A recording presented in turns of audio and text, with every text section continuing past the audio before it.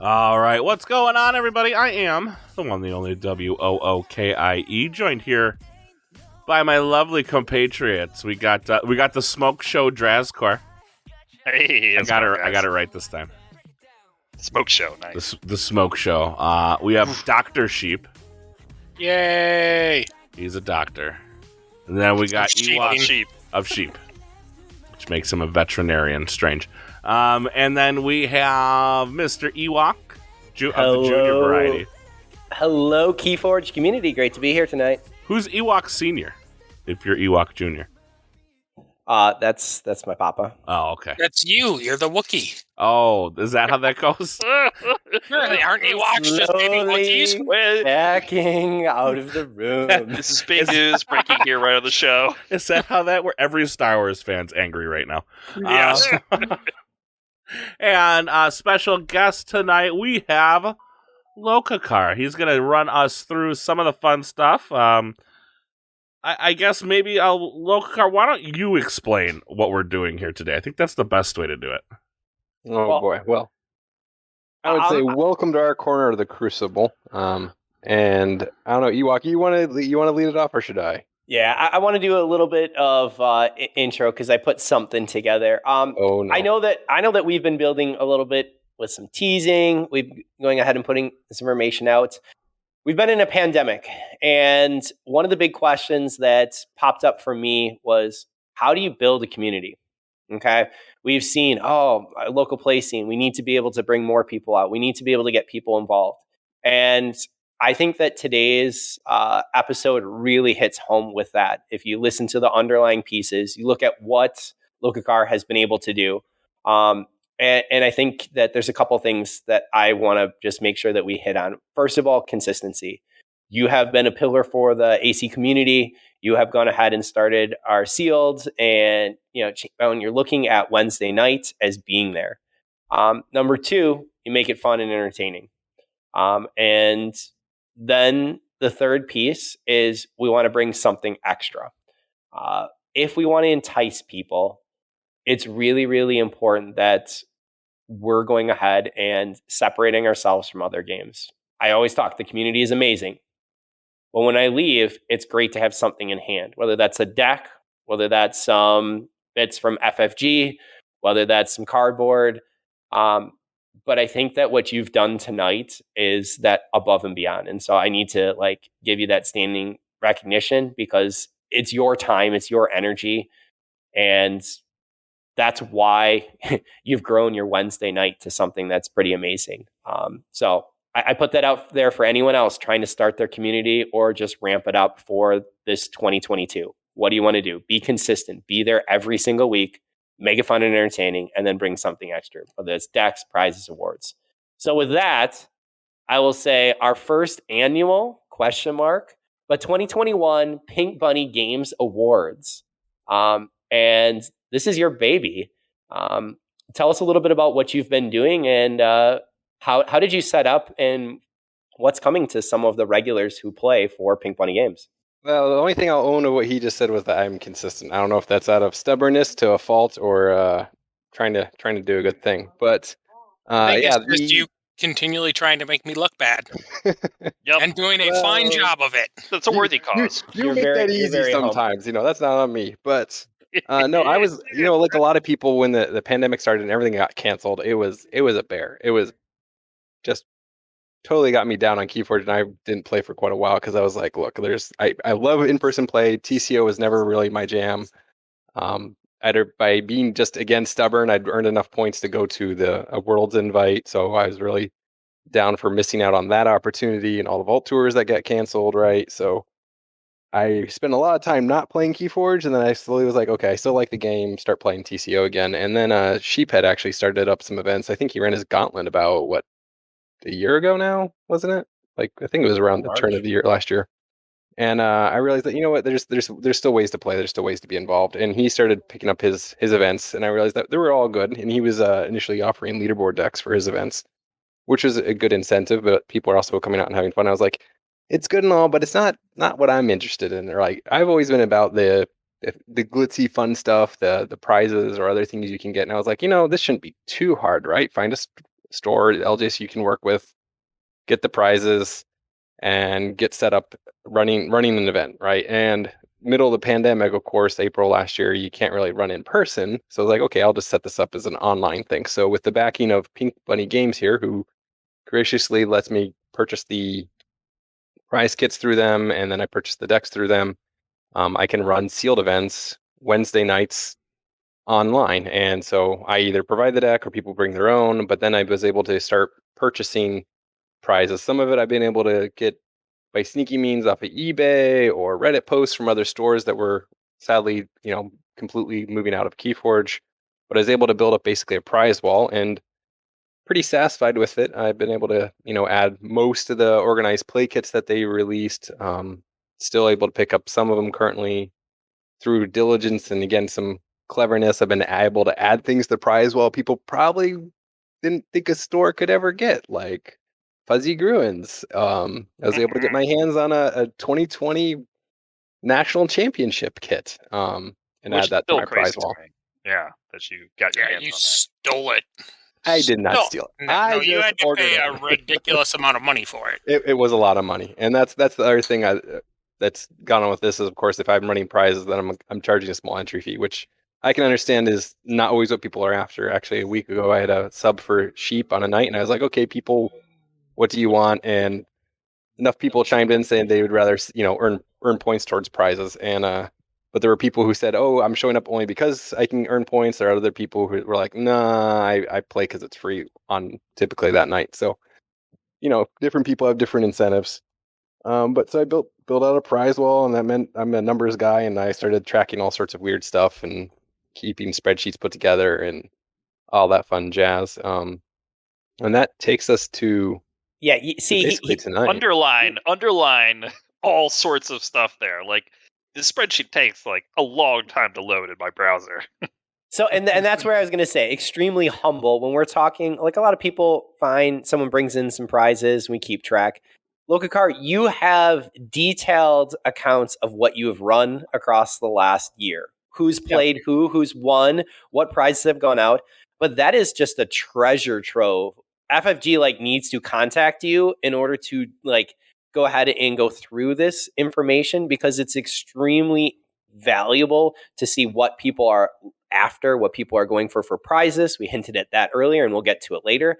But you've also gone ahead then and tracked, okay, what houses, what sets, how many decks were open, what's the average? There's some amazing stats that are in here, and a lot of people wouldn't have put the time in. So thank you. Well, I can tell you, 710 games of Keyforge were played. Woo. 410 decks were opened brand new and used. So anyone who says the game is dead, it is not dead.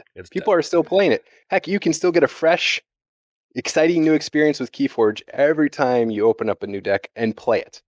I will, on my own little soapbox, I hate it when people just break open displays and play maybe one deck. I opened one display once. It was the worst Keyforge experience I've ever had, because I was like, I now have 11 decks and I don't know what to do with most of them, right? And that's the unfortunate part. But if you open it and play it right away, at least you can say, hey, I got my 10 or whatever many dollars worth of entertainment out of that once. It does make throwing them in the trash feel better if you've played them once. So, but yeah, so that's where we got to today, and yeah, it's been a lot of Keyforge.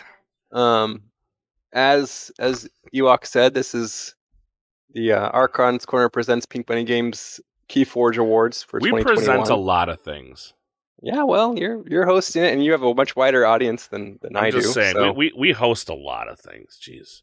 But picture this. I mean, in this pandemic, attitudes. I mean, you're talking about over 400 games that were played, and I think that it's incredible to see. This game is not dead by any way, shape, or form. The absolute opposite. I've seen more people playing online. I know that I will plug for what's happening with Joker's announcement that will be coming a little bit later. Man, the amount of people who've signed up for that and for the teaser, for Vault Keepers is absolutely amazing. So whether you're playing sealed, whether you're into it for competitive play, there's a lot more for this game, and we just need to be able to get our algorithm back, or the new algorithm, and be able to get back into a real life play. So I said first annual. I'm hoping that it's more, but Lokar, you put something together, and you were kind of teasing that online. Can we actually tell everyone what did you end up making for them? Because that's where that extra, you went above and beyond there. Well, as I said, I keep track of stuff, right? And I was like, it's all well and good to do all this, but it'd be fun if there was something to celebrate at the end of the year, and to celebrate the players, celebrate what we've done. And I decided that it would be fun to hold kind of an award ceremony. And what's fun with an award ceremony without actual physical awards or prizes? And I like making things, but I'm kind of lazy, so I make things with like 3D printers and that sort of stuff, not so much by hand. And so I went ahead and tallied a bunch of numbers, did some number crunching, and made little medallions, like extra large coins. Sheep has seen what these look like.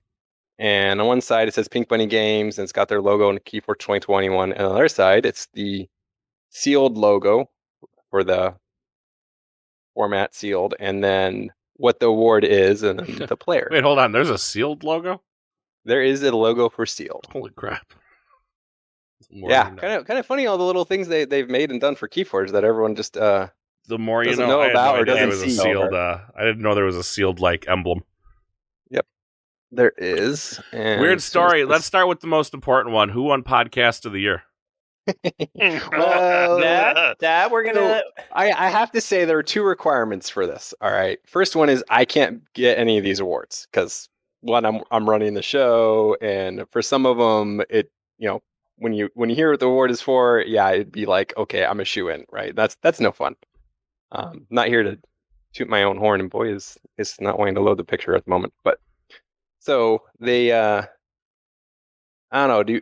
What do you think, Ewok? Any particular order we should start announcing these in or not? And I had this here. The second requirement was that people needed to attend at least 10 events. So you're looking at being able to reward those who are consistent, and your regulars who are coming out.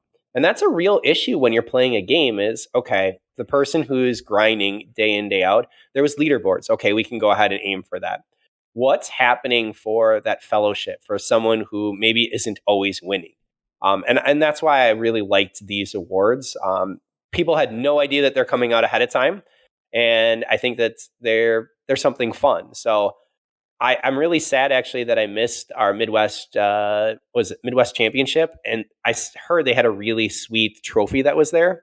So that's what I'm picturing with these medallions, is that it's something special and unique that no one else is going to get.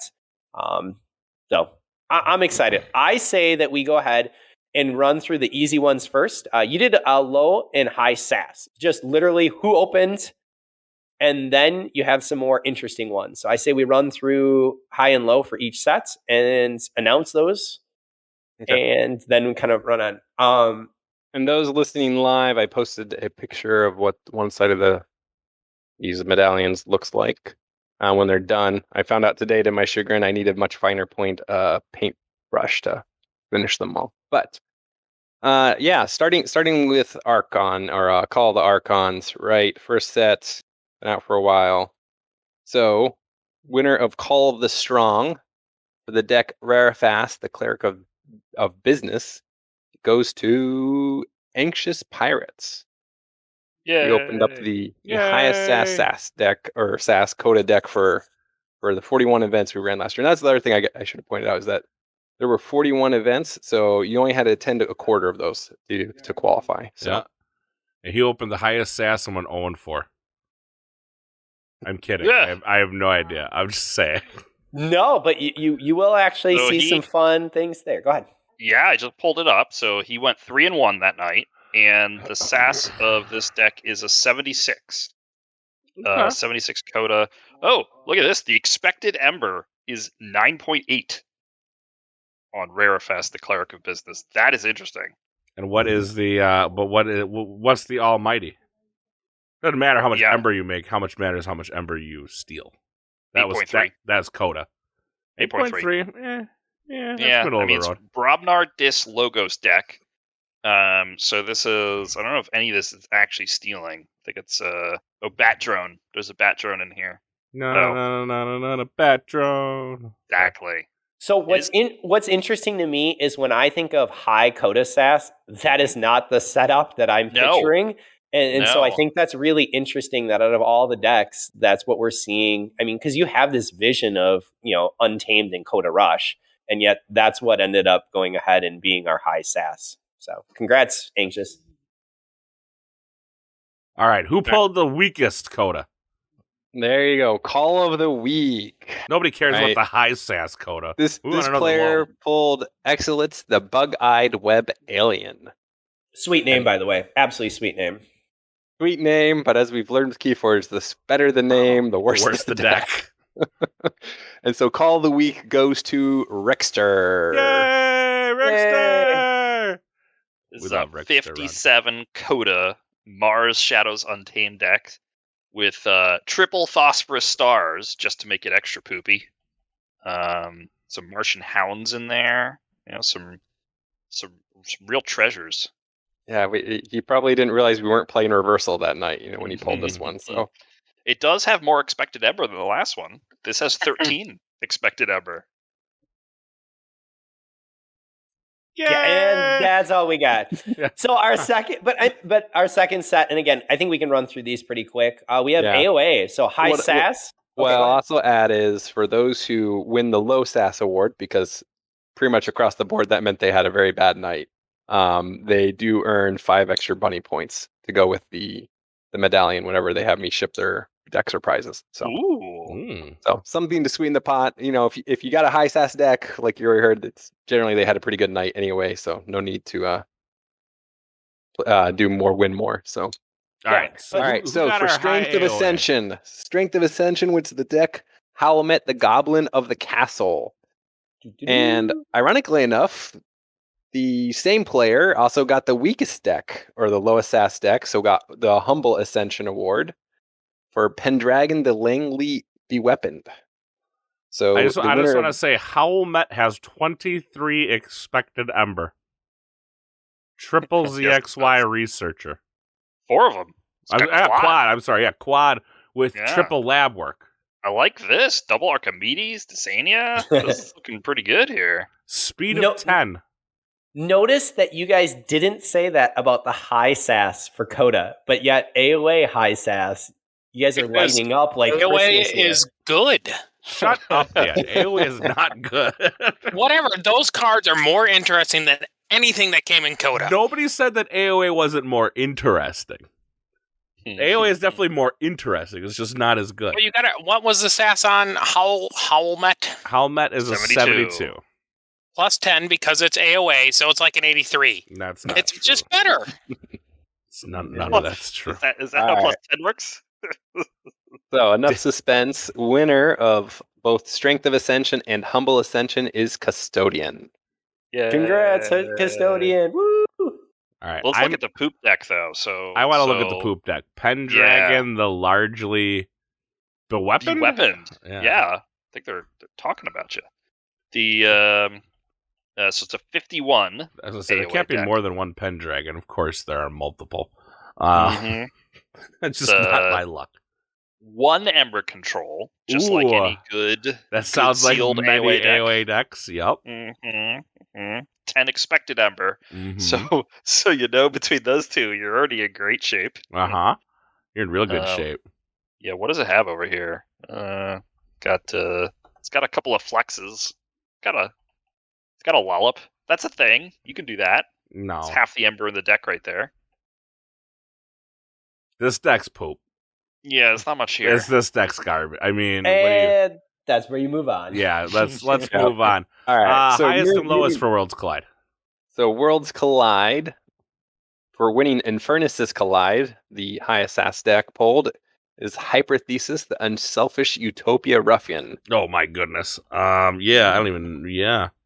So, and this deck is Dis Logo Sensarian for Worlds Collide. And the first piece that immediately jumps out, double Ludo, Cincy Rex, Golden Spiral, Six Semper, Exile. Tribune, Pompitus, and Scudum. It's interesting. It doesn't have a ton of Saurian creatures. It's got Brutodon, Cincy, Double Ludo, and Pompitus. So that's really interesting. On the Dis side, just a couple cards, for removal, Draining Touch, 3 Fates. Then you have E to just get rid of it, and a lovely card, Collar of Subordination. I love that. And then Logos, just to move things along, you're looking at IG, Tau, Double Wormhole, Memory Chip, Gizmo, Daughter, Igor. So this deck doesn't look like much to be an 82. Are you sure you're not going to play the Gizmo, though? The Dis looks good. No. The Saurian looks, it looks all right. I'm not totally excited about the Saurian, weirdly enough. Is it the lowest SAS in the deck? It is. But the logo, besides the ID, I don't know what I'm all excited about here. Dr. Millie? Not really. Well, you have to remember that a Cincinnatus Rex deck in sealed with Golden Spiral is going to be pretty good. Yeah, that's true. That's true. You're going to have a good night with that combo in sealed. Yeah, you can memory chip all your Dis stuff and then get a huge E turn. You got a bit of everything, right? You got Amber control, creature control, artifact control. You got speed. You just got a bit of everything. Looks good. It's a good seal pull. Yep. All Yeah. right. So winner is Heimergraph. One Infernous's Collide. Congratulations. And so for the World's Brobnar Award, I just realized that go for it. Is Hajorta, the Merchant of Coruscating Tower. Of the Coruscating Tower. What's sad 48. is looking at this deck, like, it's missing a piece in every house. It's got double NARP, though. I don't know how you lost. Ooh, double NARP. Double NARP, you should have won. Well, it's got the most amazing leader, the Colt Stonefather. I'm not going to lie, I totally forgot Brobnar even had a leader. Yeah, it's very forgettable.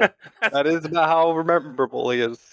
The Brobnar house has 13 SAS contributing points across the 12 cards in the deck, in the house of the deck. It's pretty rough. Honestly, like, 15 expected Ember, 5 Ember control. All right. I don't think it has any speed. Real... Limited creature control. Yeah. Well, hey, it does have a Legacy Drumble. That was the highlight right there. Mm-hmm. Legacy Drumble. Mm-hmm. But a Legacy Drumble doesn't make up for double NARPs and the rest of it. No, it makes the deck very interesting and cool collector piece, but oof. But again, you look at this as 48 SAS. This still isn't even reversal worthy, in my opinion. So, it has too many creatures. But that's it. Yeah. All right. Too many creatures, too much Ember, too much Ember control. Well, congratulations. Congratulations. Right. So, winner of Worlds of Brobnar is Lady Red. Yay! Moving on to MM. So, the winner of Mutants of Strength is the deck Mustle, the Madman of Tales. Pretty sure the owner of that recognized that name. Why is it good? Oh, he was excited. It looks pretty good. Very excited. It's saucy. It's saucy. It's an 87. Is that the highest SAS deck opened out of all the sets? I'm pretty sure it is. Pretty sure it is. Yeah, I think it is. 87 Mass Mutation, Dis Logos Untamed. There's some spice in here for sure. Oh yeah, it's got an Infernus. It's got Enhanced Infernus. Enhanced Infernus. Lost in the Woods. Let's see. It's got Harbinger shenanigans. Not only does it have Harbinger shenanigans, it's got Resurgence, so you can go get your more Harbinger shenanigans. Yeah, this deck's probably a little gross. Yeah, you've got your Autoencoder, you've got your Redacted, you've got your Professor Torado with 10 mutants. Effervescent. Yep. Yeah, this deck's got some spice for sure. Discombobulator. It's got a bit of everything. Yeah. So the winner of Mutants of Strength goes to our very own Dr. Sheep. Dr. Sheep. Oh, yay! Oh, yeah. I forgot. Can I tell you what? This keeps showing up in my list of decks I own, and I keep going, where the hell did this deck come from? And why does it have a record? And I like, until I saw this, I was like, So that was the second deck that I opened for Sheep during Sealed when he had me open a deck for him. So it was the second time we ran an event, and I opened it for him. And that's the funny thing about this, right? A lot of these decks, I open up, right? I have the opportunity to actually look at them or see them or handle them. And so many of them go out the door, and some I'm excited for, and some I'm not. MM has the elusive hunt that I still haven't opened up a gigantic creature for myself. I've opened up plenty for other people at this point, but still none That's for bananas myself. to me. That is bananas because that's all I could open the first couple boxes, and everyone was saying, "Oh, I don't have any." I do have the elusive double giant too, which is fun. But man, no giant for you. Okay. Yep. Yeah, well, it's the thing. So moving on to mass garbage. I think that's probably one of Sheep's favorite sayings. Goes to the deck. Dan, we're getting Spindle, some the echo from intermittently you, grim. man. Dan, we're getting some echo from you. I don't know what you got going on over there. Dan? yeah, I'm here. I'm getting some echo. I don't know why. Oh, okay. Keep going, look. Okay. Never mind. All right. So if you didn't hear it, Spindle, the intermittently grim, wins mass garbage. Mm-hmm. Yeah. And I don't know. Like, you look at the deck, and it's one of those ones where you're like, maybe. That's the lowest MM. 65? See, that surprised me. I've opened much worse MM for Sheep on Tuesday events. This is crazy to me. Saurian Shadow Star Alliance.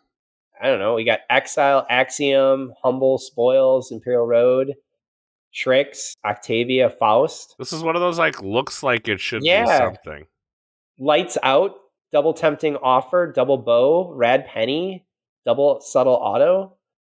Star Alliance has Hadron, General Order, 24, Kirby, and Triple Access Denied, Blast Shielding. 15 Printed Amber. I don't know. That one shocks me. 22 expected, 11 Ember Control, which I'm going to guess a lot of it comes from the Faust and the pennies. Yeah, it comes from the Faust and the pennies. I don't know. Weird deck. Maybe you just need to figure out its intricacies like DT. Anyways, moving on to DT. No. The winner.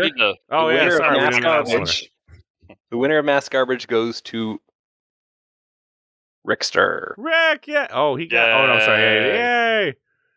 Rick, you got the lowest coda and you got the lowest MM. Don't ask who opens those decks for Rickster, all right? You got some pull there, sir. The two best sets you could be so top three, two of the best sets you could be pulling from, and you just got junk. That hurts so bad. It does hurt, but someone's got to open it, so it's okay. Yep. And over there, they're still living the help from future self lifestyle and hasn't embraced the AC lifestyle, which includes draw better and open better. Yep. Yep. Open better is a thing. All right. So moving on to Dark Tidings. Into DT. So, winner of Dark Tsunami with the deck Baron Ulisha K. Tassev. Pop this guy. This is... Hold on. This is way better than anything I've ever got out of Dark Tidings. I'm still trying to find it. The link is... Hold on. So you're looking for Logos Unfathomable Untamed. There we go. Some really interesting. You got Zenzi that's there that's jumping out. You got Edai, Theory of Conjecture, Hydra Cataloger, BDQ, Eureka. I think the Unfathomable is what really jumps out. Double Maelstrom. I thought the Unfathomable looked questionable because it's got them triple Garbo creatures. Correct. With the Maelstrom, but you have the ability to either fight them and then play the Maelstrom, or just to discard them too. So, and then the Untamed is where it's at. This is your Pester Grove, man. This is your Pester Grove. Pester Wookie. Grove and Fangtooth Cavern. Best cards in the game. Just saying. Just throwing that out there. Still. Yeah, no, the Untamed looks real good. Yeah. Got the Gruins, Double Witch of the Dawn. I mean, so it does have Fangtooth. Uh-huh. And Key Frog and Double Witch of the Dawn. So that's triple Key Frogs right there that pretty much should go off. I like Plus infighting to trigger a mid-turn. So if you somehow use your 17 Amber to really burst, you can infighting to kill your Don't forget, there's a Witch of the Deepwater Dawn, Druid. bring it back, play it again. Yeah, plus a Chelonia. So there's definitely potential for a bunch of Amber on a turn there. Well, not only that, don't forget, there's a Key Frog, but there's a Deepwater Druid in here with Double Witch of the Dawns. Yeah, with a Key Frog, so you might be able to spend that Amber before they even get it. I actually think the Unfathomable is going to be what lets this deck down. Yeah, it is. Unless maybe, like you do that if you get to go Chelonia, creature, and then the next turn you manage to like discard your whole hand and play Maelstrom and just put all your guys back on your deck to do it again. That could be cool. You're living in Christmas land there, Sheep. I like Christmas. Christmas land. You're living in Christmas land, man. That's a very, I don't even want another percentage of that actually happening because it can't be very high. Just saying. Guaranteed to happen against me in any tournament. Probably. Anyways. That's the highest. How low was the low for DT? Well, before we move on to the lowest, this deck was pulled by Rickster as well. So he pulled the highest SAS deck out of DT and the lowest SAS decks out of Call the Archons and MM. It's on the tails. It's going for those tails, Rickster. I like it. Yes. All right, so for low tidings, the lowest SAS deck out of DT, we have the deck Fiendishly Taup Guo. Nice little Sanctum Saurian Shadow stack here. 60 SAS. Yeah. Yeah, okay, yep, there it is. We got some cards. There is cards here. Great radio, guys. Great radio today. I mean, there's a Joya. There's a Barristan Joya. There's one good card in this deck. I mean, there's some horn swoggles. You know, for when you really got to swoggle that horn. You got two of them. We got two one-eyed Willis. Mm-hmm. I have to actually say, First or Last is a great card. I really, really enjoy that Sanctum card. So choose one, purge each creature with the highest power, purge each creature with the lowest power. That can do quite a bit of work. So you're never choosing the first one in this deck. Ever. Yeah, there's a lot of in this individual deck. Yeah, actually, you might not even be choosing the first one. But I think what's often missed for that card and why it stands out to me is that you get to determine the order. So if my opponent has placed that first turn creature, okay, there's a Dust Witch. Bump. Here's an immediate response. It's gone. It's removed and it's purged. Or I start my turn and I can see what's out on the board before I play a single creature. And that's extremely powerful. Sad. It's got a Larry. That's so sad. So sad. Mm-hmm. Yeah, it's got some cards, but unfortunately, that Saurian. I like DT Saurian, but man, this just makes me sad. All right, who was the unfortunate person that got this deck? The unfortunate person that picked up this deck is actually a local, by my standards. Maybe not the other three here who are in Wisconsin, but it's Texans. And actually, I saw him in person on Wednesday. So nice. Not actually a Texan. Or is he a Texan just transplanted? A Texans fan. I don't know how long he's lived in the Chicago area, but living in the Illinois. Yep, I gotcha. The Ills. The Ills. That's what they say, right? I don't do they. Not around here. They call it Chicagoland. Chicagoland. Yeah. And sometimes they want to include Milwaukee in that, and we get a little testy about it. But all right. Well, that's gonna do it for the highest and lowest SAS. Yep. Now moving on to fun ones. If you pulled a high one, and there are no refunds for those of you who pulled the short sticks. So sorry. Just the consolation bonus. So yeah. All right. So moving on to the deck with the most enhancements. Right. Ooh. MM. There's a lot of MM played. Which deck pulled the most enhancements? That goes to Robson Tornado Barão do Costello. So if you couldn't tell from the name, it's obviously a foreign language deck, Portuguese. Wait, where did you get Portuguese decks? That'll come clear in a moment. Oh, okay. Anyways, so what is this now? This is the decks with the most enhancements in it. Most enhancements. 16. Which was interesting because as I was looking through this, there were a lot of decks with like 7 to 10. 11 to 12 was kind of common, but not so common. But there's a lot in that group. So I was actually I was expecting a deck with maybe close to 20 enhancements for being the most enhanced deck that was pulled.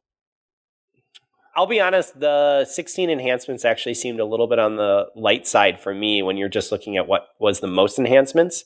Out of this, you have 2 amber, 4 capture, and 10 damage. So I think that really shows how powerful some of those, when your draw enhancements can, when you have 20 enhancements that are coming from all of them, and you're sitting with 6, 8 in draw or in capture. What probably would surprise people is there's no Star Alliance left, like a Mutagenesis Researcher. There's no Saurians, so it's a Disc Shadows Untamed deck, 76 SAS. But yeah, like Splinter plus 1 Mutant Cut Purse is what, 9 damage pips right there. So Yeah. And then throwing the Miasma Bomb, and there you go. Your Shadows is providing all 10 damage. Oh. So actually, what's cool? So there is an enhanced Keyfrog in here, and there's a total of 1, 2, 3, 4, 5 enhanced untamed cards. So you can almost certainly, we don't know where the pips are, like hasn't been uploaded here, but you can almost certainly kill your Keyfrog out of hand. Which is pretty fun. It has a piss smear. Yeah. You got the Song of the Wild, so you can leverage that. You got a Lodon, you can leverage that. How come I can't see how this deck did? Let me refresh it. It went 3 and 1. Oh, are you guys on the Master Vault? No. If the player themselves hasn't pinged on, so here's a fun factoid on decks of Keyforge. Oh, there it is. If someone doesn't click refresh the Master Vault record, it won't automatically pull that just because of how many decks there are. Nova doesn't want it to have always automatically scraping to update every deck that's been pulled. So makes sense. If your decks are missing official play records, then you refresh it and the little 3 dots down the bottom of the card for the deck. There's a whole bunch of things, including one of them is refresh MV wins. You click that, then you have to refresh the page, and then I'll update the record. Interesting. So what you're saying is that if I take this to a Chainbound event and do extremely poor, then I just don't refresh it, and I say, oh, look, this great SAS deck that everyone should buy. That's what I'm hearing. No comments. Tips from Ewok, folks. How to sell a deck. No, I always find it interesting when I'm looking at eBay or Facebook or the buy-sell marketplace and people list, oh, this is what the record is. And so they're using that information. But again, it can be distorted. So look at the deck, know what you're looking at. And sometimes it's just not the person's play style. So someone can go literally 0-3. We'll see that a little bit later with a great deck. And it just isn't going to be the play style for that person. So look the cards over. You got to play your decks. All right, who's taking home this beauty? One goes to, Enhance, being the name of the award, goes to Greasy. And Greasy is a Brazilian player that was playing with us this summer. Yeah. Congratulations, Greasy. Yep. So that explains the Portuguese deck. Got it. Roger that. All right. So the next deck, or the next winner, some of these now moving on are going to be more for what players have achieved as opposed to just decks. So the Loyalist Award goes to the player who's attended the most events, and I can't count because obviously I'm there every week. I was gonna say, should that number I be was saying higher? you Is can't that count, what it is? therefore you don't know who wins. No. Well, I've got do spreadsheets numerically to do high. my counting for me, so that helps. Perfect. So who's the most loyal Keyforger out there? The loyalist. So the player who showed up to every event but one last year goes to Rickster. Rick! Yay, Rickster! Rickster! Taking home all these awards, man. Man. Tell ya. I didn't know it Going was a home with some Rickster. hardware. Not to Rolling spoil anything, but that's the 4 that Rickster walks home with. Aw. Loyalist also did come with bunny points attached, so he'll be walking home not only with 4 awards, but 15 extra bunny points. Nice. So, congrats, Rickster. Rick, you need to wear a these great all guy. at the same time. He's a really great guy. He's always there. He's always in a pretty good mood, even when things are challenging for him. Always fun to play with. Well, Always they're interesting to play with. So, stripping the wall away from outside of his apartment. Yeah. yeah. All right. All right, moving on to Lady Luck's favorite. So this player has been blessed by Lady Luck to have the highest SAS average. So I also track the SAS average of every player. So it just tallies up all their decks and takes the average of it. And this player's SAS average is actually significantly higher than everyone else. Most people who've played for an extended period of time, their SAS average settles somewhere in the 60s, maybe to high 60s, like 67. But a lot of people's otherwise is in like the mid 60s. This player is a SAS average of 72. Ooh. That is just incredible. I need to have this luck when I go to VTs in this return. Hey, this is amazing. This person is a average Coda deck. What I would tell you is that this person's never played a Coda deck. On Oh, jeez. Okay. So I think that could also have a little bit of an impact. This person only has ever played MM. Also, only ever opens their own decks. But I don't find that fishy because on suspicious. stream. No, I will say I ask everyone to open their deck live on camera, and this person always does. Nothing ever looks fishy. Very good at the sleight of hand. And no Very, very good. DT, so definitely nothing fishy going on here. If you don't get caught, it's legal. but a little unfathomable. Yep. So if you don't get caught, it's legal. You mean like that one time you definitely 100% brought an Archon deck to a sealed event? Because you 1,000% did. But anyways, continue. So the winner of Lady Luck's favorite goes to Critnado. Yay! Congrats. Yeah, I'm glad to see him win this one. He had some real bad luck with MM to start with, but I will tell you, the last couple of boxes of his, look, if all of his most recent decks have come from the same box, I want to buy boxes where he's getting boxes because it's spiciness. It's mostly 70s plus, and sealed. That can generally mean a good night unless you hit a whole bunch of silver bullets.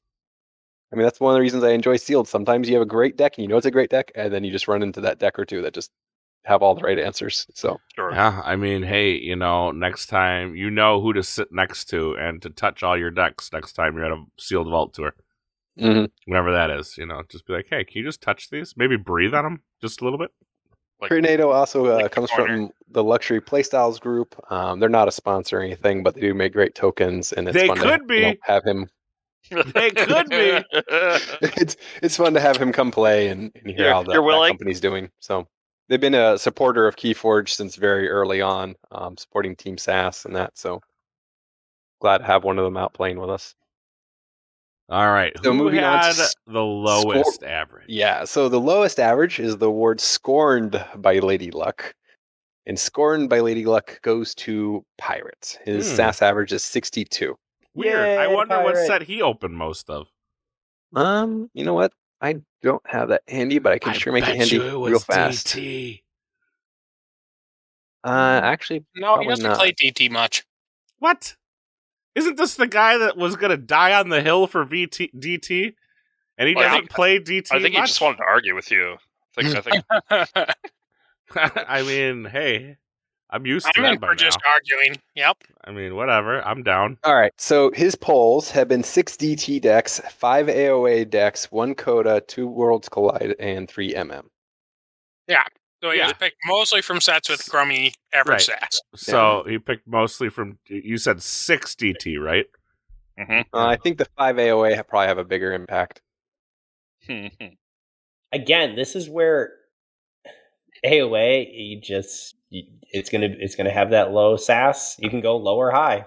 Well, and it's also that sometimes it's low SAS, but it does play well. So we have his record isn't bad. So some other interesting stats here coming up that talk about how SAS and wins don't necessarily mean anything. Lies. Oh, this is exactly the area that I am excited about. Yes. So for the ward, ain't that sassy? Oh wait, did we say? Yeah, we said it was pirate. All right, so the ain't that sassy award. So the player with the most wins with a SAS below 60 for that deck, for the decks they played during events, goes to JF. Yay! So he's won 12 times with decks that have a less than 60 for a SAS. Yeah. JF also is another player who loves MM and hates Sanctum, but he has the most wins with sub 60 SAS decks. What you're saying is that like JF is possibly a very good player. Oh, there's no possibly about that. He just went undefeated, right? Undefeated in ABR, both in regular season and the playoffs. So he's very good. Very, very excellent player. Yeah. He and Joker will fight to the death about how Sanctum is, but that's how things go. So Sanctum sucks. Anyways, moving on. So for the ward, SAS ain't all that. Or in other words, the most losses with a SAS 75 plus deck goes to Critnado. Oof. He's lucky, but that doesn't always mean it's actually a good deck or a good night for him. Is he playing? He's playing MM, and high SAS doesn't equal wins. That's correct. Yep, got to draw better sometimes. All right, moving on to the flex. The flex is the award given to the player who had a perfect record, in this case, with the lowest SAS deck to have a perfect record. And that goes to Joker for playing the deck Harley, Beck Cardine, Private First Class. I thought this was very, very interesting. 52 SAS AOA deck with some Mars Shadows Untamed. But going the best of this, this is a very, very interesting deck from what was here. There's some things that you're just like, okay, how did you win with this? Triple Bad Penny, but you do have these were his opponents for that night. Just so that people don't think he had. You were about to say just to be fair. Well, just to be fair. I think that it's important to be able to. So here's the context, right? It's sealed. Yeah. It's sealed. So here's his opponents. Round 1, he played Heimergraph, who ended the night 2-2. Heimergraph played Jardum, the Walker of the Street. It's a 66 SAS deck with just Star Alliance Untamed.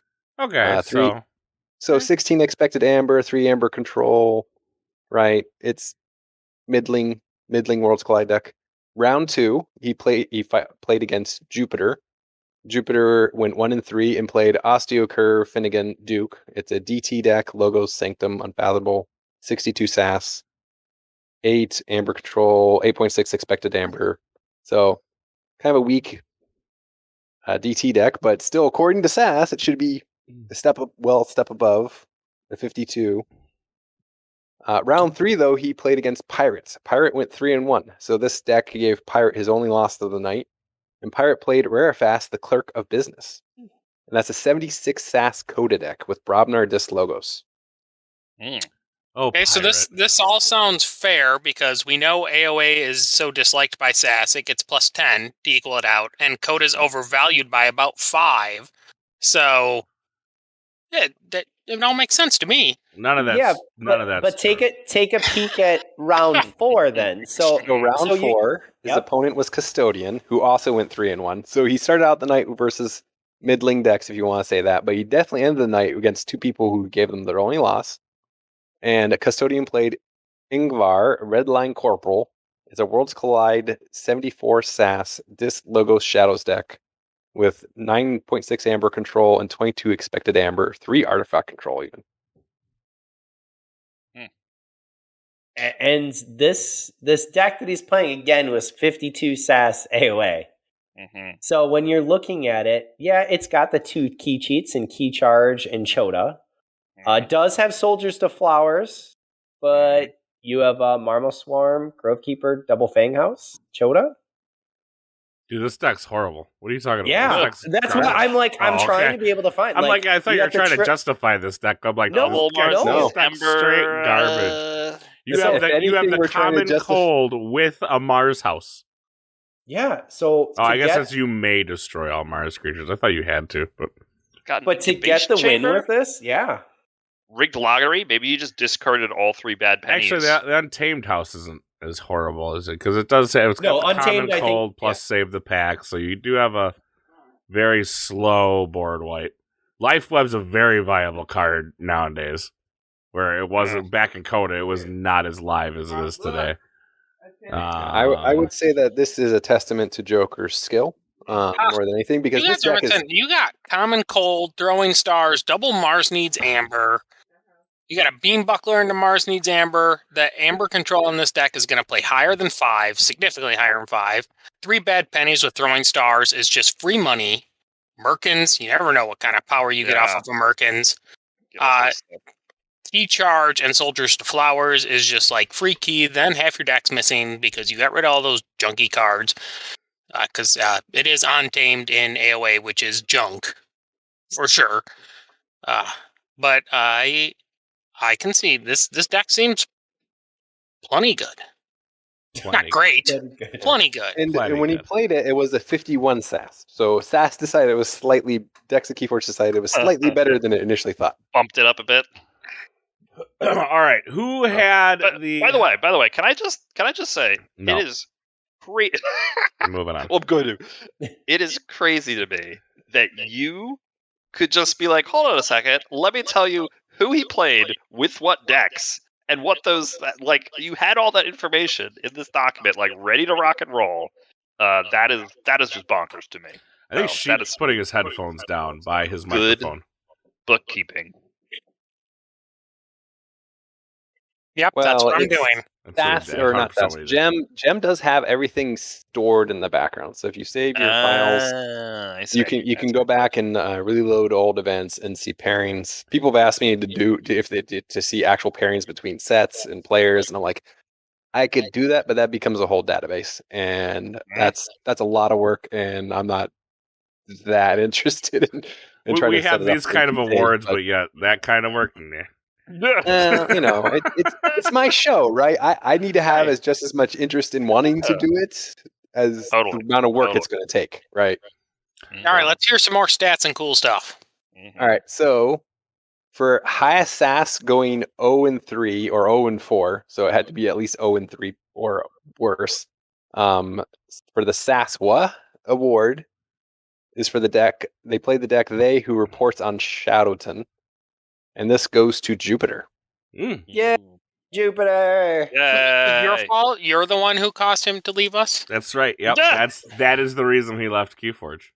Yep. He played a 72 SAS Logos Star Alliance Untamed deck that night, and it just sounds kind of spicy. I mean, it's got couldn't get to go anywhere. Control. DT. Oh, is that the problem? No creature control. Yeah, it's got very little. 4.1. And it's relying on an anomaly exploiter for the highest number of those, with very little ways to get damage on anything. Oh, and zap. Yeah, the DT deck with double Mookling, though. I mean, it's got a fair amount of Amber control, but yeah, if your opponent gets a board, you're going to be so it hurting. Yeah, like it is going to be very matchup dependent. I mean, when its best power creature is a Flumph, that's a problem. Not highest power, but like when you look at effective power, Flumph is the king of this thing's hill. Mm-hmm. So it's a bunch of little snot creatures that are going to get their faces kicked in. It does have an interesting combo you don't often think of, which is Diplomat Agung with Zap. Because even if they have 3 different houses on the board, and you have 3 different houses, you can actually have it hit for 7. It's something. Yeah, it's not good, but it's for success here. Right. Damage, turn the tide. Let's get into who spent the most pink bunny points. Who spent them? Right, for the ward, all those carrots. Why this carrots? Player spent because they're bunnies. Oh, fair enough. They wanted all those carrots, right? So for spending 165 bunny points. So to explain a little bit how this works, every player who starts out, you finish an event, your first event, you get 10 bonus points, and then every game you play is worth 1 point. Every buy is worth 1 point, and then if you get a win, that's an additional point on top of just playing the match. So wins basically mean that match counts for 2 points. And so the player who's redeemed the most points, it goes to JF as well. He's redeemed 165 points. Yeah. Let's pull up What did he get? What did he get? Rolling in He's rolling in cards. carrots. Yep, stun cards. He really wanted the Grand Championship 2020 keys, so he redeemed for those. He also picked up some of the Grand Championship Amber tokens. He wanted some of them tiny key action. I get it. You need those. Tiny keys are the way to go, man. It's the way of the future. He also picked up a playmat at one point. Playmat? Jeff, what the hell are you doing, man? Hey, if you want it, you want it. I mean, shoot. I mean, you should be like, man, I need a playmat. No judging. But there's shipped you 4. But there are some sweet. You'll be very surprised about the prizes people have redeemed. So we'll I probably guess cover that. so. We'll get to that in a little bit. So, who has the most carrots that they decided not to spend? Yeah, who's hoarding? So, who's hoarding the carrots? At the end of the year, this player had 232 bunny points unspent. In fact, this player hasn't spent a single bunny point. So the hoarder of the Warren is none other than Cloggin. Yeah. There you go. Yeah. So I don't, at one point I was wondering what you'd be saving up for, but with some of the prizes from the 2020 Grand Championship kit, I do have a few prizes that are 300 plus points. So maybe he's saving up for one of those now. But I think he just doesn't want any more stuff. That could be true. Stuff, and stuff. All right. So the Ewok Award. Yep, the Ewok Fellowship Award. 2021 Fellowship Award. Best award that's out there. So Ewok, you came up with this idea I talked to Ewok 6-8 months ago about ways to get engagement and things to do to help players. So this award is going to starting from now. Every month we'll be handing out a Fellowship Award. But Ewok, why don't you explain what this is? So again, it really comes from my background with MechWarrior. This is for that player who's new, that player who is coming out, but maybe they don't know their cards yet. Maybe they haven't, when I was playing MechWarrior, I didn't have the best units, and I love the group. I love coming out. I've seen a lot of growth from this type of player. It gives someone who, frankly, they're there consistently, but they may not always be up at the top when winning. And I think that's really important that we recognize that person, because really that's who we want. If it's the same person who, hey, you come out, you win, and you walk away with the prize, it gets real defeating for anyone who's kind of in the middle to bottom and you're not willing to come back. So I really love that Fellowship Award. And it's, for us from MechWarrior, it was voted on by the other individuals who are there playing. And you kind of say, hey, this person's new. Great, that's who we got it to. But if it's everyone who is the same, this person's become a regular, then you go ahead and you can spread it out. But I think this is very, very, very deserving. So my criteria for this is I call it staff pick. So it's your award, Ewok. Would you announce it? Most definitely. The 2021 Fellowship Award, forever known now as the Ewok Award, we have the one and only Red Train. So congratulations, man. Well done. You're such a teacher. Yeah. Anyways. Yeah, it's Congrats, Red Train. Congrats, it's a staple now, right? Only started playing not too long ago and comes all the time now. And honestly, they're both the Reds are great to be able to talk to. I love being able to see Red and what he's able to do. So he's a very, very important staple to AC. So, well, the other day, right? Didn't I probably wasn't. I don't know if it was in a Pink Bunny event. It wasn't because it wasn't sealed. But I remember X-Ray brought, was it Donovan or something? Some outrageous deck. Yeah, because X-Ray is an took out asshole. Donovan. He brought Donovan to a good. freaking Archon event. Who does that? And then he lost. Yeah. Well, I put a bounty on his head. That's what he gets for bringing Donovan. Yeah. Well, again, this is now how Donovan's not going to get updated, but Red automatically goes straight to the top for that. So way to go. That was pretty amazing. Nice. All and right. then- I don't know if you guys know there's one more award. I'm going to say the last award for tonight. I see it there. So Okay, so this one goes to a local player, actual in-person local. He has been showing up consistently for the last 6 months because at the same time I started this online, very shortly thereafter, the local store I work with, Pink Bunny, started allowing me to hold Monday night events. Most of the time, still it's just him and I. It's still the same entry fees, still the same prize wall, right?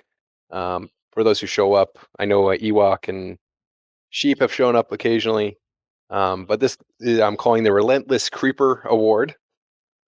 It's basically the same as the Loyalist, but I wanted to name it differently. He's also a big fan of imps, he told me recently, so I figured it would only be fitting to name it after something he'd enjoy. So it goes to Corey Klatt, who's a local.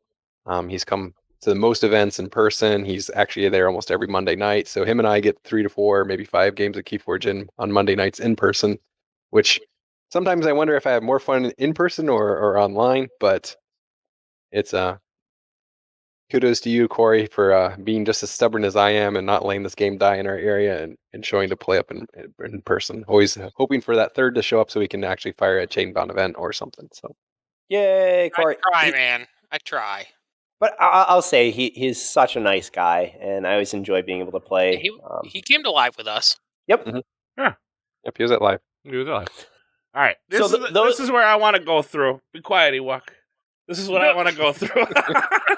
Sorry, go ahead. I didn't mean to cut you off because I got all excited about this next chart. But go ahead.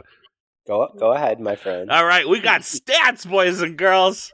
Stats, hardcore numbers that proves that I am right and Pirate's wrong. Would you like to cover half of them and guess? So this is AC like quality content. Yeah, like I'll totally guess. Like I'm not gonna guess the numbers, but I will guess the order. I briefly looked at it. I'm scrolling away now. Okay. So this is the next is percentage, right? Like you did it as a percentage, like wins and loss. Yeah, You're so talking about the stats. Right? So for stats, what Lokakar has actually done is he's tracked each of the sets that were open for sealed. Coda, AOA, Worlds Collide, MMDT. And obviously, we are not going ahead and talking about, wow, that's there. But he talked about how many different decks were opened, the win percentage, the wins, the losses, and the percentage. We're not going to go through all of it. No. But the average number of matches was 3.5. Just based on the night, somewhere at 3, somewhere at 4, and it does come out. And I will point out, this is for sealed events, right? Yes. Archon can behave very differently. Nope. But this is for behaves sealed. just the same. And I would even further say that sealed is most similar to the casual player who plays at home or occasionally with friends, who doesn't show up to normally events, who doesn't show up to, vault tours or online things, right? I think sealed is probably more representative to your average Keyforge player experience, the average casual, than Archon or vault tours. All right, so here's the game we're gonna play. I've scrolled away. I'm no longer looking. I'm now looking at my Facebook. So we have 5 sets, correct? Mm-hmm. Yes. All right, I am going to attempt to rank them in order of win percentage. And I will put a small caveat that not all of these sets had the same amount of decks that were open. So that The low was 21 decks, the high was 184. Yes. Okay. As of the moment. So these are live stats. This isn't for last year. This is for last year through this month. Okay. So I'm going to guess the set with the biggest win percentage. I'm going to start at the top and work my way down. Biggest win percentage, Mass Mutation. Ding, ding, ding. Yay! Yay! Okay. Next best win percentage. Ugh, this is a tough one. Is it Worlds Collide? Boo. No. Is it Coda? It's Coda. Boo. No? Nope. For win percentage? Yes. It's not Worlds Collide or Coda? No. Nope. What other set is there? Keep going. AOA? Nope. It's not Dark Tidings. It is Dark Tidings. No, it Dark is not. Tidings That is is a Dark- lie. Dark Tidings has won Yes. 49% I'm going of its back. matches. Yeah, it's 140. You got whatever.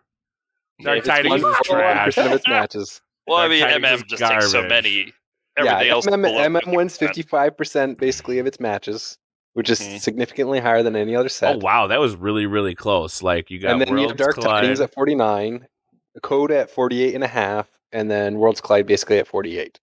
And then AOA But you had at 40. holy I- crap! You had not- significantly more Dark Tidings and MM opened So than any other set by like almost double. Holy crap! While true, it's been interesting to watch these numbers fluctuate around, and I can almost tell you when certain players started playing certain sets. Because Coda deck, you only had 21 Coda decks open.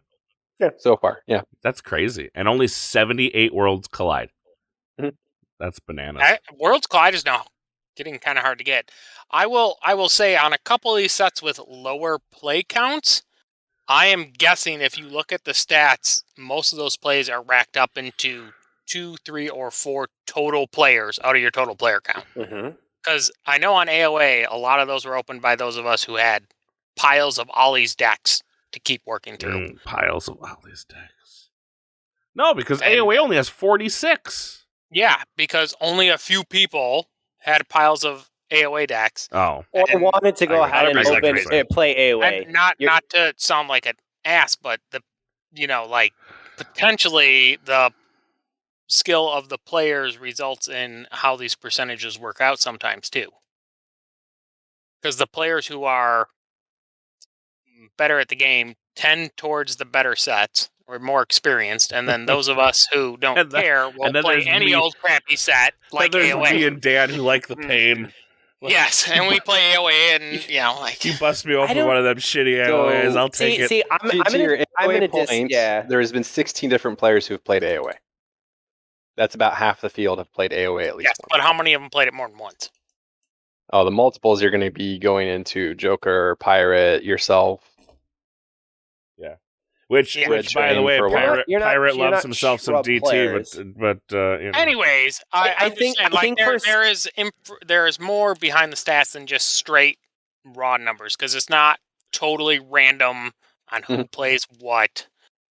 Correct. There is more information beyond these. I agree with that, but I will also say AOA as a whole is a lot of fun to play, but it just simply lacks amber control. And in a race game, you need to have amber control. And that's why I'll always play DT over AOA. I can handle a ridiculous race deck like what Joker opened. Well, sure. But I mean, when you're looking at it, AOA just lacks being able to have amber control. And unless you have that, but you want to know what AOA has?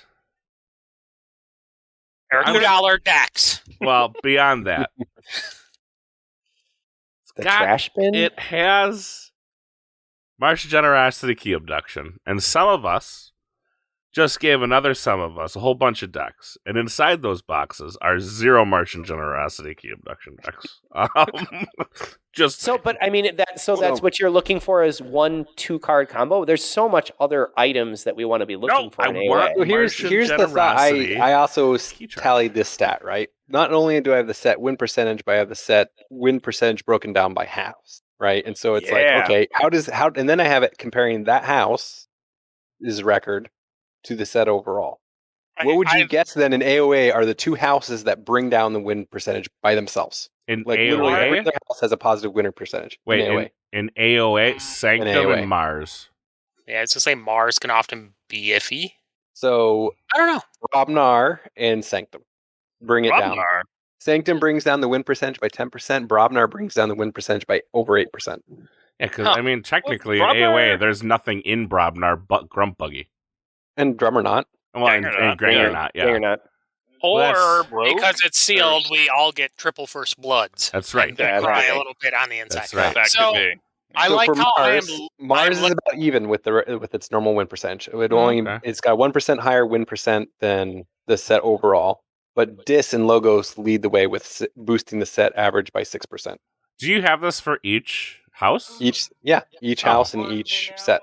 So, all right. So, do we want to play another game? Sure. Do we want to say? Oh, I see. Okay, I got to scroll away now before I see too much. You have. I just saw you had winners and losers of each house in each set. Mm-hmm. Okay, so Drazcor, you're getting Coda. Mm-hmm. Who's the big? Don't look at the sheet. Look away. Yep, I scrolled away already. Okay. Who's the big winner in Coda? Who's the big winner in Coda? I think we already know the answer. It's going to be Dis. Yeah, I think Dis. I went wrong. No one will guess this one. Wow, for real? In Coda, it's Brobnar. Brobnar. What? Brobnar. I told you this earlier. That's what shocked me. I would have gone Dis 100%, but I knew. Remember, this is sealed. In Coda, I would have said Shadows was the big one. But it's sealed against all sets. So fighting all sets, and some of the large Amber control cards that Brobnar has, like with War Drummer and Bumpsy, that's true. or Burn the Stockpile and some others, means Brobnar has become more viable in some ways. Not that it's super viable, but it is interesting that the only 3 houses that boost Coda when in average are Dis, Brobnar, and Sanctum. That's crazy stat right there. So Drazkar, who's the big loser in Coda? Mars. Gotta be Mars. It's Mars. Yeah, I was going to say that one shouldn't surprise people. Mars, yeah, Mars. Yeah. All right, we already kind of went through AOA. Biggest loser was Sanctum. Your biggest winner, Dis Logos. I don't think that's a surprise for anyone in AOA. No. Worlds collide. All right, let's go Sheep. Sheep's not even in the document. All right. Sheep, Worlds collide. Who's the biggest winner in Worlds collide? Saurian? No. Nope. You're missing Eddie. Yeah, it's Logos and then Dis. Those are it's Logos. This is not positive. If in Worlds Collide sealed, you do not want Dis. Sealed, I could see that. Yeah. Because remember, you're not picking.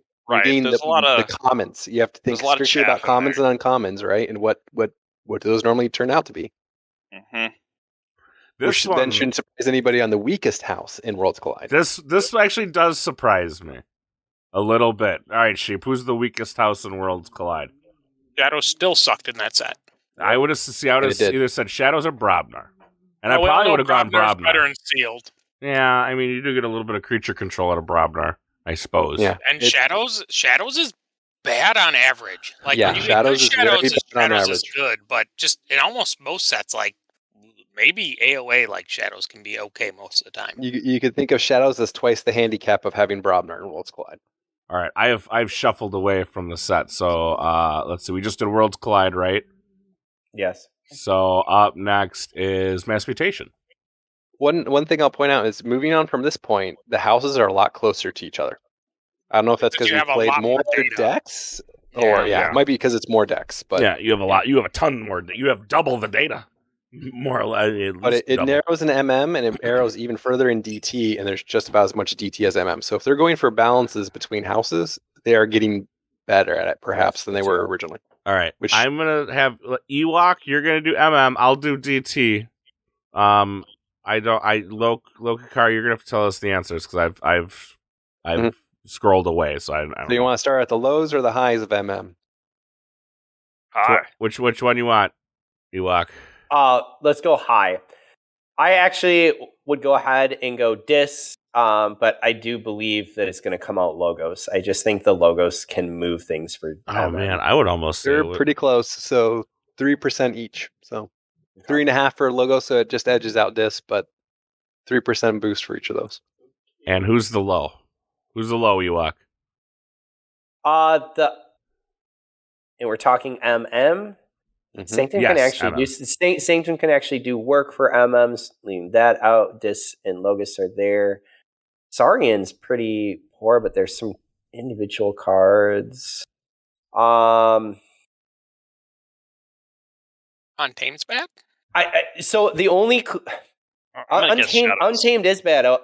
The odd piece is I honestly feel it's more Starlines when I'm just because Lokakar said, but Lokakar said to go ahead and think of the commons. I think Bonithine and Red Penny make Shadows maybe feasible. Correct, and so that's the reason I maybe just say Brobnar. No, I think I would probably lean towards Saurian just because I don't like them, or Starlines, and I think it goes. I'll go Saurian.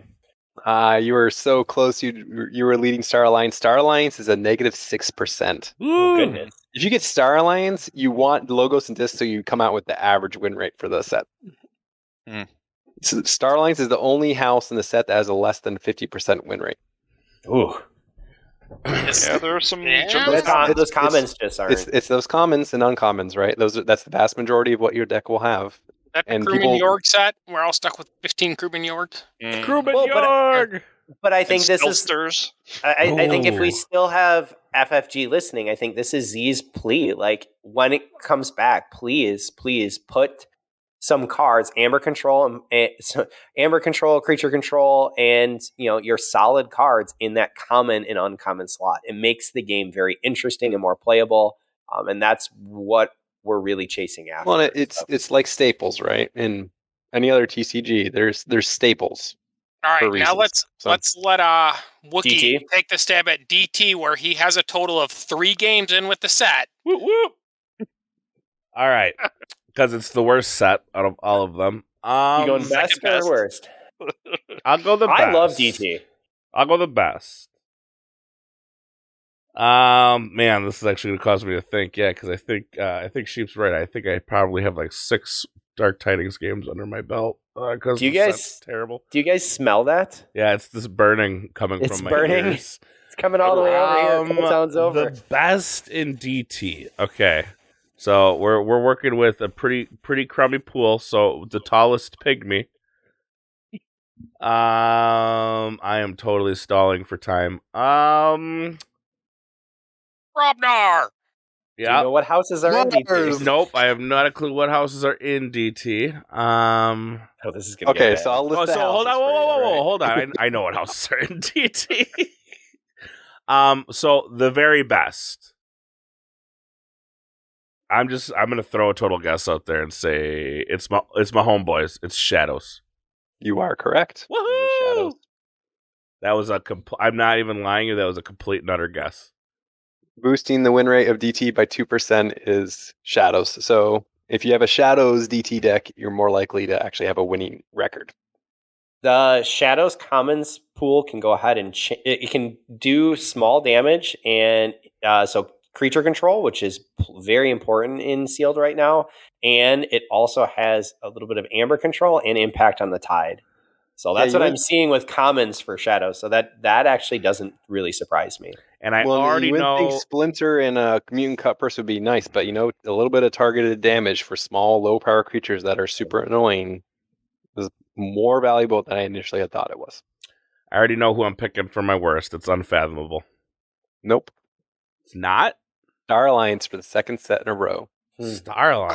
Closely followed by Logos. There's a lot of junk Huh. in DT for Star Alliance too. There's a lot of just filler. I mean, that's what it feels I like. feel like Star Alliance is better You than said DT. earlier about Unfathomable. Unfathomable, if you get it with its bouncing side or you get it with its exhausting side, can do really well. It's I only know when if you get the like split. if you get when you get the split, and I feel like you're more likely to get the split than you are to get a focused Unfathomable house. And that's why I chose them, because if you get that split, it is so sometimes it's so difficult to overcome. Yeah, and but if you get just the right Brain Drain, which is a common, and no one's going to argue Brain Drain isn't a good card, Portal is probably one of the best tide raising cards, and that's a common. It is. So it's got some small things that actually can really jive pretty well. So who wants to take the stab? So there's only 15 Evil Twin decks, but who wants to take the stab at the vastly superior Evil Twin house? Wait, which house is Untamed. better in Evil Twin? Is that the question? Yes. Yeah. For Evil Twins only and Untamed. Okay. So you're going. Sheep's going Untamed. What do you got, Jazzcore? I think. Not Untamed. Is it Unfathomable? You want? Wait, is Sheep or Sheep said Untamed. okay? I'll leave my wrong answer. Jazzcore said Unfathomable. Yep. I honestly have no idea. I'm going to abstain. I cannot. No, there's no abstaining. You are making. Yes. I made a guess. You got to make a guess. I literally like Lokakar, who can't pull a gigantic creature. I think I have one Evil Twin, or There's Evil 6 Twins. houses. I just don't pick see. one. Just pick one. There's Fine. 7. I'm From what's sorry, there's 7 there, houses. Pick one. I'm going with the witch Untamed because I actually know that evil twin. There you go. Untamed. Because there's one card that's actually better than that. Correct. That's the card that I can identify, and I will say Untamed based on Maybe. that card. Might be Shadows. But I'm not going to change Ah. my answer. I'm gonna say Shadows. All right, so starting from bottom, going to the top. So the houses you don't want to pull because they're pulling you down if you have an evil twin. Worst is Unfathomable. Nope. Is the worst evil twins. Drascar is I out. changed my answer to Shadows. Next worst is Saurian. Okay. Or no, sorry. Next worst, I skipped over this one, is Star Alliance. Then Saurian. Yeah, Yep. because you lose Triska, and Yep. Saurian is bad no matter how you get them. Mm-hmm. Shadows is the last negative house. Oh, So I'm out.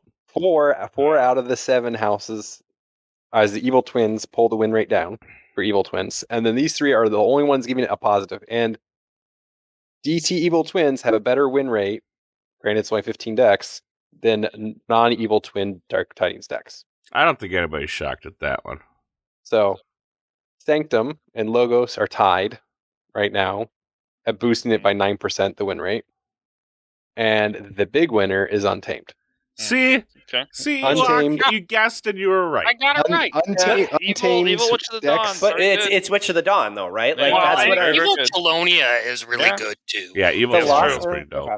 So I haven't evil- faced that, but Untamed Evil Twins boost the win rate for an Evil Twin deck by 27%. Whoa. that's got to be a small. But there's sample only been size. 5 Yeah. decks with them pulled. So Okay, for yeah. comparison, there's 10 Star Alliance decks, 7 for the rest. So the lowest is 4 for Shadows and Saurian. But it's a very small pool. Statistically, not very significant results. but it is an interesting talking point that Untamed, by far and away, seems to be. If you're going to get Evil Twin deck, you really hope you have Untamed. So All right.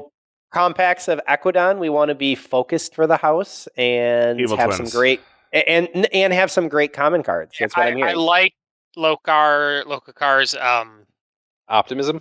optimism, yes, and that he has WOE and whatever the heck that is. Equidon. Yeah. Yep. Compacts Spreadsheets of have been Equidon. ready since they announced the set. so- COE, basically. Is No, what it's they're Woe. called. Woe is us. We had Dark Tidings, and then we had. No, it's Woe. Winds of Exchange, but we gotta trim down compacts of Equidon.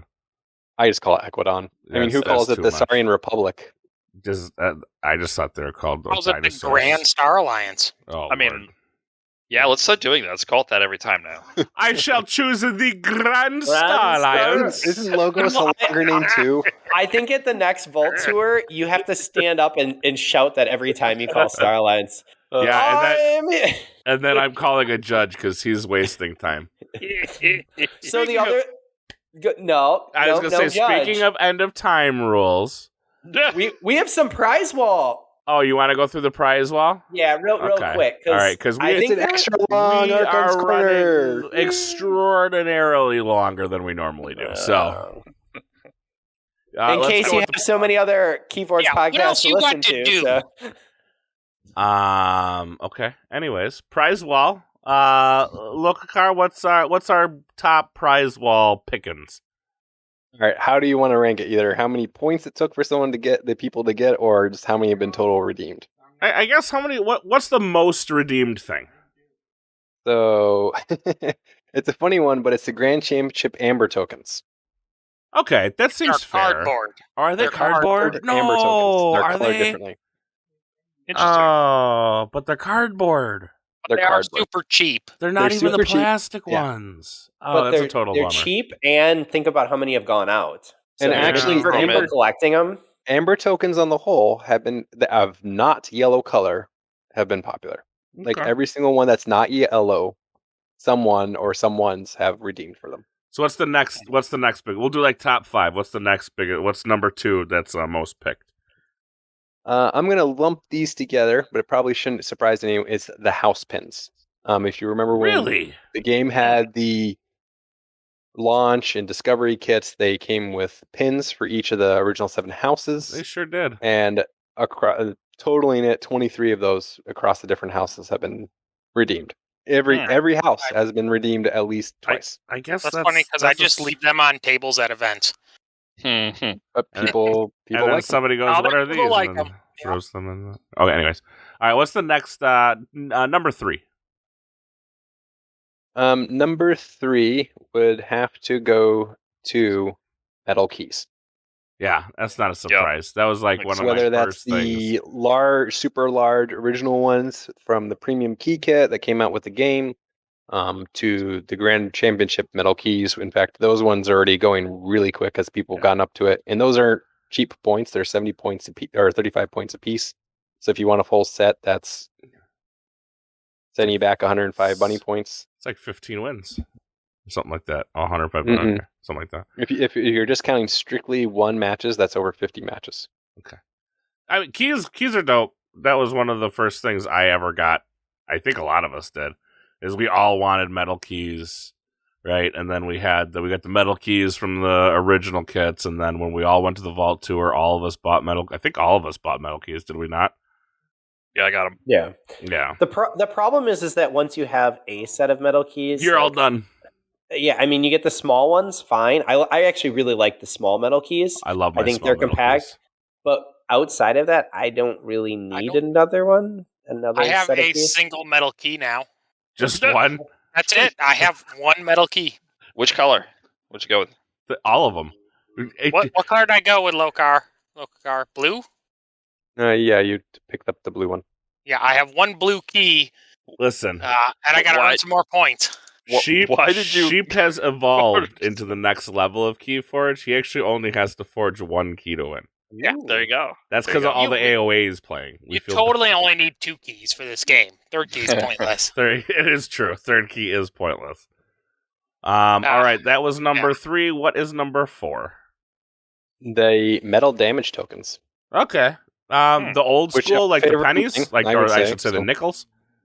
Yeah, the ones again from when the game first came out. So there's kind of a theme. There are a lot of prizes that have been redeemed were either from the game first came out. So there's a lot of newer players who never had a chance to get those at in-person events, or they're the kits that came out after the February 2020. Mm-hmm. All right, and then round us out on that top 5. The yellow acrylic stun tokens. Okay, the yellow ones? Okay. I don't know. Do I have any yellow ones? I think no. Those were the 2020 Store Championship kit. Hold on. Listen, the Wookie's got some secrets. He's got a few skeletons in his closet. Okay, he finds a way to get them prizes, especially acrylic tokens. Okay. And I'm going to tell you, to eBay. That's right. I will say the prize that you did not talk about, which is absolutely amazing, is so I have to. Before you dive into it, what I'm saying here is these are the things that have been redeemed the most for that are by sheer count of the item, right? So that's one way to view it. Another high count item was the Altar Art decks. A bunch of those have been redeemed as well. Mm-hmm. So for those unaware, one card is guaranteed to be an alternate artwork, which guarantees that house in the deck, and that's how I hand them out. And they all Tremor sucked. And it's your normal sealed pool decks, and one of those all arts is Tremor from Brobnar and Worlds Collide. So not very popular, that one. In fact, only one of those, but there have been a bunch of the unnatural selection from Untamed or Not Finished With You from this. But the one that Sheep or Ewok wants to point out, which has been the most points redeemed by far and away, like 4 times as many points have been redeemed for this item, is the Fuzzy Gruin plush. Yeah. I don't understand. They're amazing. I don't understand you weird people with your damn stuffed animals. No, yeah, as my wife would say, it's the ugly alien baby, but people like it. From Men in No Black. way. That's exactly what it is. It's No the alien way. baby from Men in Black. Is it Men in Black or Men in Black 2? I think it's the first one. I will tell you that the fuzzy, like for a stuffy, it's there's a lot of stuffing in it. It sits up. My littlest, Emery, loves it. She actually started naming it. We had a little controversy at our house because she came to us, was holding it immediately, so I hadn't seen it. Called it Horny, and we decided that wasn't going to work. So it is now Fuzzy instead because of the horns that were on the Fuzzy Gruin's head. We're like, yeah, we're going to go with Fuzzy. How about Fuzzy? So, yeah. But she loves it. She's made a little cage for Fuzzy, and honestly, it is one of the most amazing. Maybe it's just me. I don't It get is. it. I don't get it. You didn't want to go with furry? Ooh. I'm there with you. I'm not one for plushes, but it's popular. It definitely the week after I announced that I'd been able to get a hold of them, and I'm still able to get a hold of them. For stocking on the prize wall, I had 20 people show up to that night. Yeah, that's And I don't. my normally it's about 12 If anybody people wants weekly, to call in, so anybody in the audience out there, yeah, just kind of shoot me a message because I need to understand. I need to understand what the deal is. I don't understand. I mean, I get, man. Even if you got kids, like I don't understand. Like I just don't understand the appeal of the Fuzzy Gruen plushie stuffed animal. It's a stuffed animal. plush is what they call it. Maybe I just have officially. too many of them in my personal life, and I'm like, nah, I don't need another one. I'm good. I don't You're know. already got 2 layers of them on top of yourself whenever you go Right. to sleep. You know, so like I you don't got need a 3rd layer. Right. I don't need another layer. Yeah. So. I don't know. In comparison to a mat or keys, like long after the game it has moved on, or I've moved on to a different piece, I'm gonna look back. It's bringing joy to my littlest one Listen, who's sick. So it's very I play appropriate. Flesh and hey, Blood on my. we don't speak of this 3-letter letter. I play Flesh and Blood on my. I can't remember who it is. What was the mat for the Grand Championship? Not Niz. Not You mean Prime or I think it was the a Prime, Grand was yeah. The Grim Bumblebird, Reaper. and I'm pretty Grim sure you Reaper. don't have a Bumblebird map. No, I don't want a Bumblebird mat. Yeah, that's what I was saying. It was the one I wanted was the Grim Reaper, and that's where I play my FAB, right on my Grim Reaper mat. Or sometimes I go old school and I bust out the Shadows mat. Shout out to the FFG organized play people, because when I showed up to the pop-up up there in Minneapolis this last year, they did hand me a stack of the Grim Reaper prize mats. Oh, nice. To throw They on just my prize wall. handed So you a fucking stack of the Grim Reaper prize mats. they started by asking me, "Oh, we've brought these mats. Would you like some?" I was like, "Sure, I've got a prize wall for players." And they were like, "How many?" And I was like, "Every single one you're willing to give me." So they gave me a stack of quite a few of them. So that's awesome. What is the most popular mat I'm throwing away my Grim that Reaper you've mat now. given out?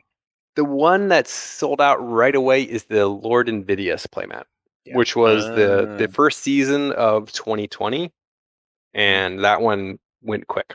Both players, as soon as they had enough points, cashed in for those. Unfortunately, there's a lot more in that kit to go through before I'd be able to purchase another one to restock that specific item.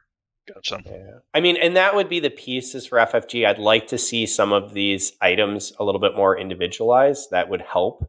But I also understand why they're coming out as kits. I think that what's really neat is the Sin mats that are there. Again, I don't necessarily love mats, but that's one that I would go ahead and I'd be willing to turn in. Those Sin mats are they look great. Yeah. So what Sheep's referring to is that, or Ewok. Why do I keep confusing you two tonight? Geesh, must be late. Is the championship kit for 2020 Grand Championship was all Dis themed, primarily the Seven Sins themed, and so it was fortunately most people didn't get to see it, but it starts with Greed is for the sleeves. You've got Desire or Sloth and Envy on the deck box. Desire is the chain tracker, which is like for the top 8. Moving to second place, you have the Wrath for the second place, and you've got Pride for the first place player. They also used they had for the major side events, they had a single mat for one of the other sins. The top 16 would have also gotten another sin playmat. And then the coolest thing for me personally was that they finally included a judge promo. FFG for like X-Wing and other games has often included in their kits like prizes or promos for specifically the judge team. Mm-hmm. And so they included the Disambassador as the judge promo, and it is labeled as the judge mat. That's pretty cool. So that one is waiting for Mr. Duncan, because he has, I'm as still far as judging goes, they he were has done the just most giving away Grim Reaper mats. But I think that is still, I think even the idea, that's what MechWarrior used to do, is go ahead and have a judge promo, and I really like that because you're incentivizing the person who's giving their time to also build. Well, every game has done that, though. Correct. Well, I shouldn't say every. Well, yeah, no, almost every. I mean, Magic does judge promos. Almost everyone does judge promos nowadays. Or I shouldn't even say nowadays. Forever and for always. When I used to judge for like Dragon Ball Z or Legend of the Five Rings, they always used to give us like something. Mm-hmm. Well, in Magic, it's almost tacitly a form of payment for the judge and stuff, because they'll more or less turn around and be able to sell them since they're actual cards for play. So. Right. All right. That would be interesting if they gave decks for the judges. That'd be nice. We are well over our time. And the time fixes. Yeah. Ewok. Well, no, I think you bring your gloves this next week. All right. No. I will throw this one out. This is quick. This was your idea, and I think that it's. Well, no, I didn't want to go over fixes, but okay, go ahead. No. Do it quickly. I know that we had talked. We actually met after we recorded last week, and I really like the simplicity of what was there. So I'm going to throw it out to the community, and let us know as we get into how you can get a hold of us. But end of time is a sticky point for many people. I think that simply will be discussed next week. We will go over your idea. We have a very special guest next week, so I want to make sure. Yes.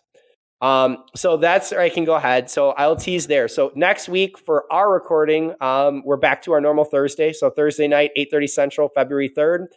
We're going to go ahead and have our own Joker for Vault Keepers. So Joker has put together an absolutely amazing event, and I guys, I want you to come out to see how that Discord group has blown up. The idea for competitive Keyforge. This is his own time and energy across 3 different days, 2 different weekends. And it's going to highlight DT and MM. I think that it is phenomenal. And there's cash money that's out there for you. So if you have not already checked it out, go ahead and check out Vault Keepers and Joker. But he's going to be coming on next week, and that's what we're going to talk about. I lost track of time. It is almost February already. I thought we were 2 weeks away. No. And so the piece that we had talked about afterwards, because Joker is going to take the majority of it, we had an end of time fix. And the issue that I see is that games crawl to an absolute halt that I can go ahead and check. I just go ahead and quickly throw out a card so I get the last turn. And I think that's the piece that was bothering me. So I really liked your idea, Wookie, which is very simple. And that is here. Game ends when time is called. Play stops immediately. Your opponent gets a chance to forge at current cost. That's it. You are stopping. We're not playing anymore. And with what we saw at Keyforge Live and in other areas where the timer is not, posted for everyone to be able to see, the judge will let you know that here's where the time is and here's how much time we have left. But frankly, after it's that 10-minute piece, you should be focused on your game, not counting down. Here's 30 seconds until I can go ahead and check. All right. So I like that idea. Game ends, play stops immediately. Send your comments, and we can throw in a little section and talk next time. But primarily, you know what? Tell you what, we'll talk it. Well, primarily Vault Keepers, but maybe we'll get into it next week. I don't know how much Joker's got to go over. I don't really have a rubric for him, but I mean, maybe we can get into it. I think.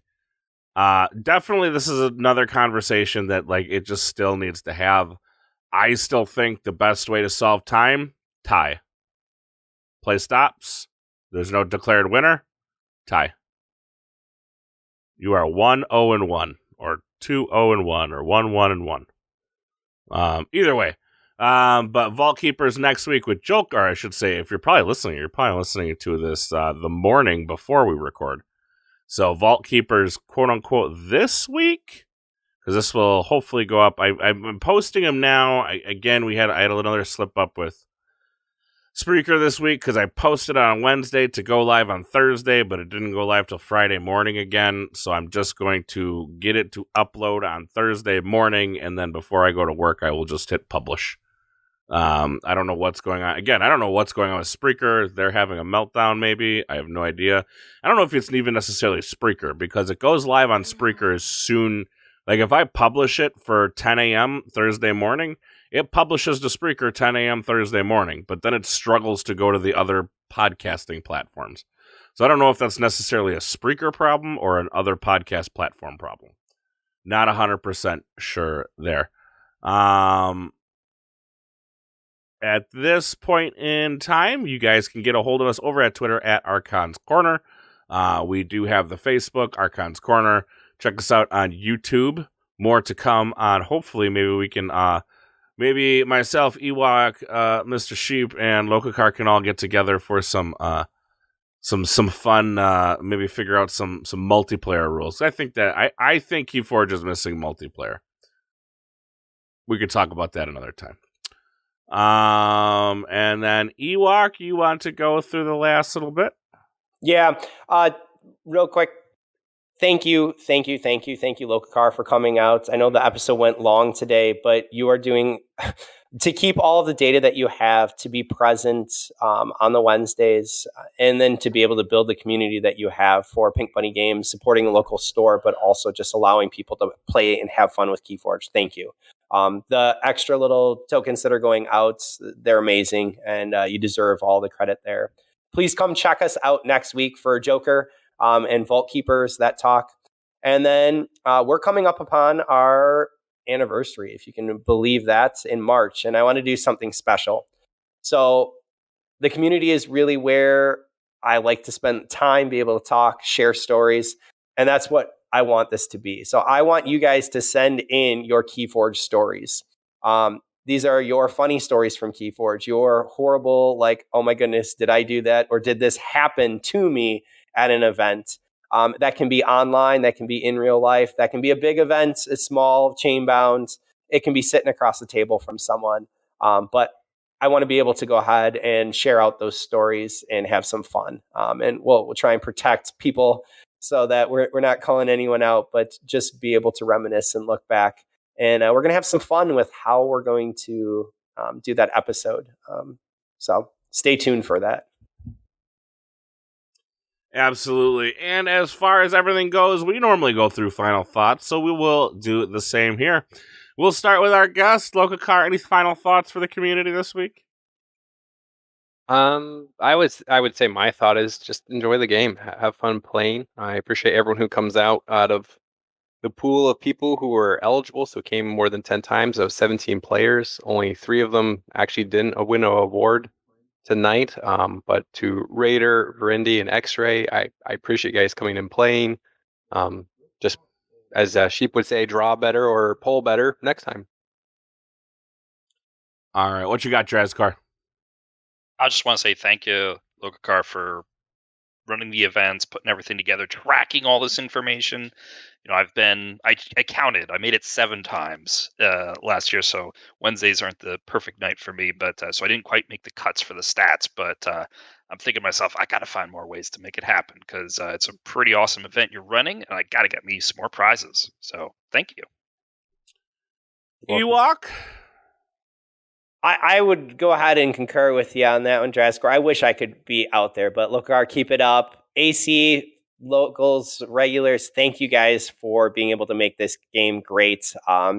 Even if I can duck in on a night where I get the kids down or I'm dealing with sports or something else or grading, it is always, it makes me smile. It brings a smile to my face to play a game, to be able to just stop by and hear how you guys are doing and what's happening. So keep playing Keyforge, keep having fun, and I look forward to seeing next year's awards and who's pulling what. But have some fun playing Keyforge, whether that's sealed or Archon or whatever you're doing. All right, guys, we went super long this week. I hope you enjoyed. We're going to do this. It's going to be posted up as soon as I can. Make sure you come back next week for one Mr. Joker. And we'll see you all next week. Happy Fortune, everyone.